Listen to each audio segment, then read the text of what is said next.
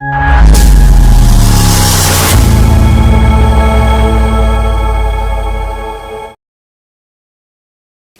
The Lord. जय मसीह की सालूम। प्रभु आप सभी को आशीष दे। और आज का जो विषय हमने लिया है कि परमेश्वर में बढ़ना क्या होता है। क्या परमेश्वर में बढ़ना, हम इसको कह सकते हैं कि बाइबल को पढ़ना, उसको मनन करना, इसको हम कह सकते हैं परमेश्वर में बढ़ना। या हम परमेश्वर में बढ़ना इसको कह सकते हैं कि लोगों के द्वारा चंगाई हो रही है, भविष्यवाणी हो रही है। या हम ये कह सकते हैं कि जिनके पास बहुत बड़ी सेवकाई है, हजारों लाखों के तादाद में उनके पास लोग आ रहे हैं, तो इनको हम कहेंगे परमेश्वर में बढ़ना। या हम कह सकते हैं कि ज़्यादा उपवास करना, ज़्यादा प्रार्थना में समय बिताना, इसको परमेश्वर में बढ़ना कहेंगे।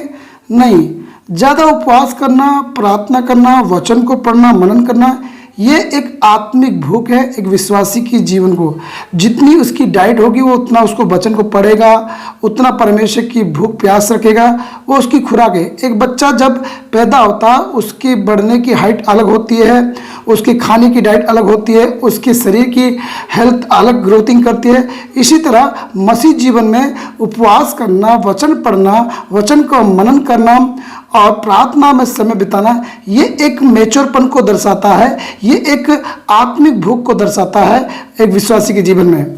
और दूसरी बात, जो लोगों की वरदान चमकते हैं, जैसे भविष्यवाणी करना, ज़्यादा चंगाइया का होना, ये एक वरदानों को चमकना है।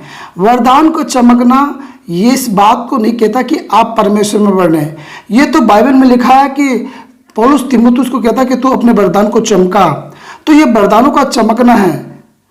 तीसरी बात, जब किसी के पास बहुत ज़्यादा लोग आने लगते हैं या भीड़ की भीड़ इकट्ठी होने लगती है, तो हम इसको ये नहीं कह सकते कि उनकी सेवकाई बढ़ रही है तो परमेश्वर में वो बढ़ रहे हैं। नहीं, वो सेवकाई बढ़ रही है, प्रभु ने उसके लिए उसको ज़्यादा इस्तेमाल कर रहे हैं।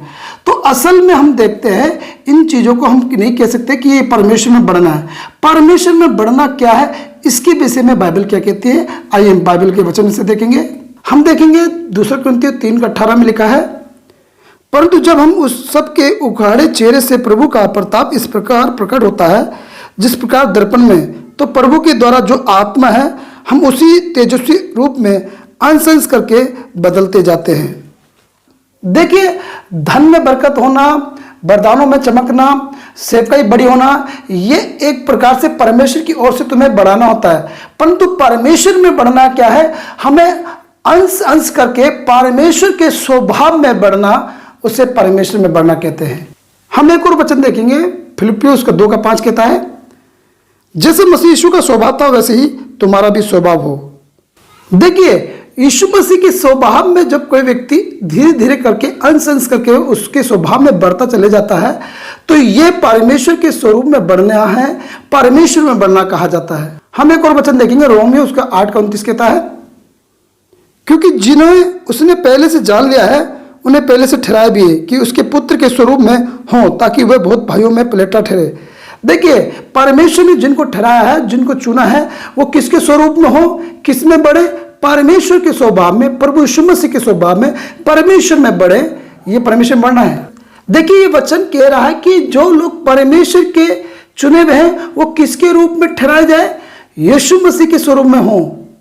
ये पहले से परमेश्वर ने निर्णय लिया है कि यदि कोई परमेश्वर में बढ़ना चाहता है तो वो उसके स्वभाव में बढ़े, अंश धीरे धीरे उसकी स्वभाव में डीडोल में बढ़ता जाए। ये परमेश्वर में बढ़ना है। हम एक और वचन देखेंगे, इफिसियों 4:13 से लेकर 15 तक, जब तक कि हम सब के सब विश्वास और परमेश्वर के पुत्र की पहचान में एक ना हो जाएं और एक सिद्ध मनुष्य ना बन जाएं और मसीह के पूरे डीडोल तक ना बढ़ जाएं, ताकि हम आगे को बालक ना रहे जो मनुष्य की ठग विद्या और चतुराई से उनके भ्रम की युक्तियां की और उपदेश की हर एक ब्यार से उछाले और इधर उधर घुमाए जाते हैं। 15 पद, वरन प्रेम में सच्चाई से चलते हुए सब बातों में उसमें जो सिर है अर्थात मसीह में बढ़ते जाएं। देखिए, यहाँ पे परमेश्वर का वचन भी कह रहा है कि हमें किस में बढ़ना है, मसीह में बढ़ना है। मसीह की पूरे डीडोल में बढ़ते चले जाना है, मसीह के स्वभाव में बढ़ते चले जाना है। हम एक और वचन देखेंगे, इफिसियों 5:1 कहता है, इसलिए प्रिय बालकों की नहीं परमेश्वर के सदृश्य बनो। देखिए, यहाँ पे भी परमेश्वर का वचन कह रहा है कि तुम्हें परमेश्वर के सदृश्य बनना है, यानी कि परमेश्वर में बढ़ना ही उसके स्वभाव में बढ़ना है। ये प्रक्रिया प्रतिदिन हमें करना होती है। जब हमारे जीवन में कुछ परिस्थितियां आती है, हमें वचन को लागूकरण करना होता है, वचन के अनुसार चलना होता है। तो हम इस तरह से हम परमेश्वर के स्वभाव में अंश अंश करते हुए धीरे धीरे मसीह में बढ़ते जाते हैं। और मसीह में बढ़ना यानी कि प्रभु यीशु मसीह के स्वभाव में, प्रभु यीशु मसीह में बढ़ना ही परमेश्वर में बढ़ना है। हम एक और वचन देखेंगे जो साफ संकेत देता है कि अगर आप मसीह के स्वभाव में नहीं है, मसीह के जैसे नहीं है, तो आपके लिए क्या परमेश्वर का न्याय होगा। मत्ती उसका 7 अध्याय उसका 21 पद से लेकर 23 पद तक देखेंगे।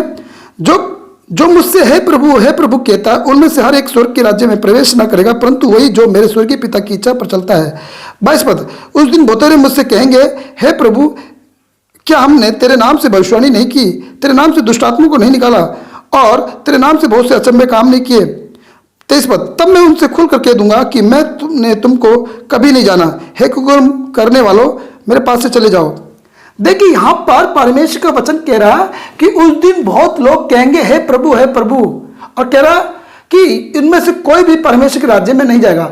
और दूसरा 22 पद कहता है कि उस दिन बहुत से लोग कहेंगे तेरे नाम से हमने भविष्यवाणी करी, तेरे नाम से दुष्ट आत्मा निकाली और बड़े बड़े अद्भुत काम किए, परंतु यीशु मसीह 23 पद में कह रहा है कि मैं तुम्हें नहीं जानता है, हे कुकर्म करने वालों, मेरे पास से चले जाओ।